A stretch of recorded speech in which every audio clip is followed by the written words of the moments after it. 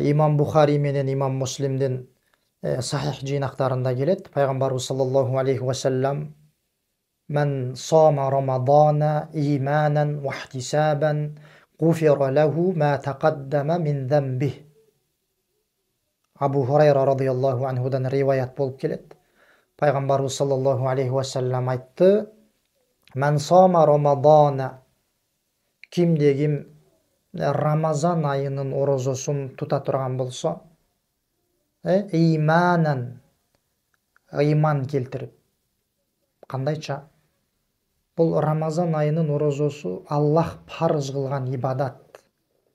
Аллах менин мойнума парыз кылган. Бул диндин 5 негизинин бири, Аллахка болгон кулчулук, парыз деп ишенип тута турган болсо. Көрдүңүздөрбү? Ишенип, ошондой ишеним менен, ошондой ниет менен тута турган болсо.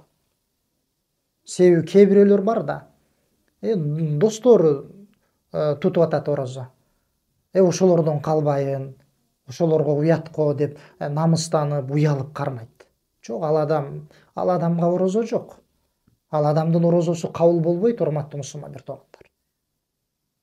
Эмне үчүн? Анткени ал ыклас менен калыс Аллахтын ыраазычылыгы үчүн туткан жок. Аллахтын парызы деп, Аллахтын ыраазычылыгы деп туткан жок ал орозону.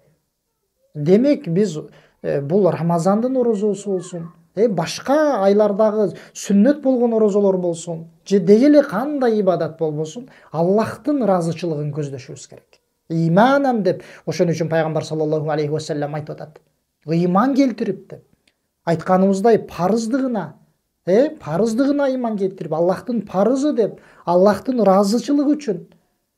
Дагы кээ бирөөлөр бар, арыктайын деп кармайт да. Ден соолугум чың болот, арыктайын депчи. Жок тууган. Негизги ниет бул боло турган болсо, ал орозо кабыл болбой калат. Ооба, сиз орозону Аллахтын ыраазычылыгы үчүн ниет менен, ошондой ниет менен тута турган болсоңуз, анын пайдалары андан кийин келе берет.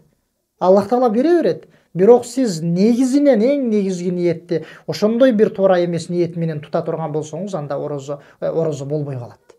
Ошон үчүн пайгамбар саллаллаху алейхи ва саллям: "Мен сама Рамадана иманан", ким Рамазандын орозосун ыйман келтирип тута турган болсо, вахтисабан, мынакей экинчи шарты, жана Аллахтан сооп үмүт этип тута турган болсо.